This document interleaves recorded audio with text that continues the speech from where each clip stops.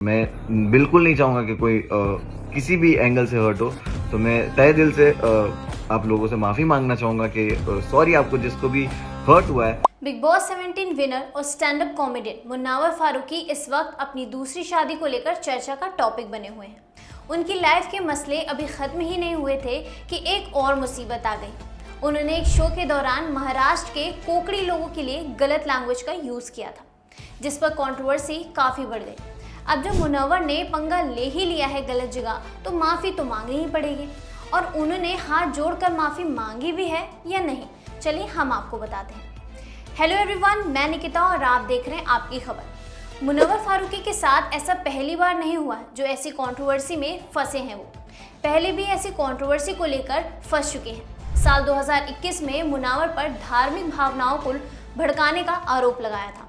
उन्होंने हिंदू समाज के देवताओं पर कंट्रोवर्शियल कमेंट किए थे। उन्हें जेल भी जाना पड़ा था।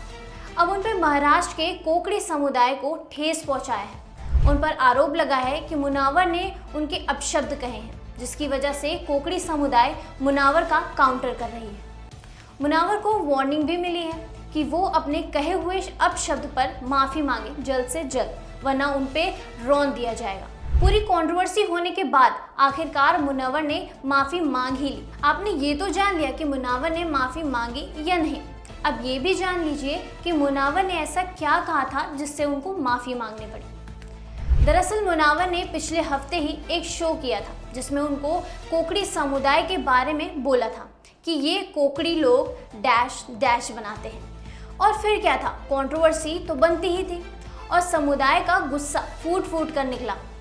शिवसेना के एकनाथ शिंदे गुट के नेता, विधायक और मुंबई के सिद्धिविनायक मंदिर के ट्रस्टी सदा श्रवणकर के बेटे समाधान श्रवणकर, जो खुद भी एक काउंसलर रह चुके हैं, उन्होंने एक ट्वीट करके कहा कि जो भी मुन्नावर की पिटाई करेगा उनको 1 लाख रुपए का इनाम मिलेगा। समाधान श्रवणकर ने अपनी ट्वीट करके कहा, पाकिस्तान लवर मुन्नावर ने अगर कोकड़ी लोगों की माफ़ी नहीं मांगी तो जहां दिखेंगे उसकी पिटाई करेंगे।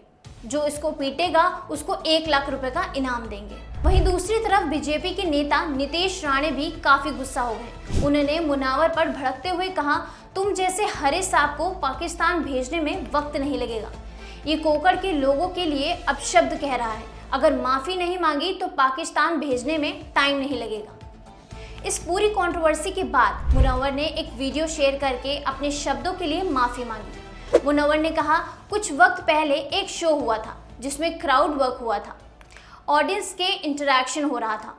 इस टाइम कोकड़ के लोगों के लिए बात निकल गई, लेकिन जिस तरह से मैंने कहा वो थोड़ा अलग तरह से समझाया गया। लेकिन कुछ लोगों को लग रहा है कि मैंने कोकड़ी समुदाय के बारे में कुछ गलत बोला है, उनका मजाक उड़ाया है, तो ऐसा नहीं था। मेरा किसी को हर्ट करने का कोई इंटेंशन नहीं था। मैं लोगों को हंसाता हूँ, मैं दूसरों को हर्ट करने के लिए सोच भी नहीं सकता। उस शो पर सब लोग थे, मराठी लोग भी थे, हिंदू लोग भी थे और मुस्लिम भी थे, सभी लोग थे।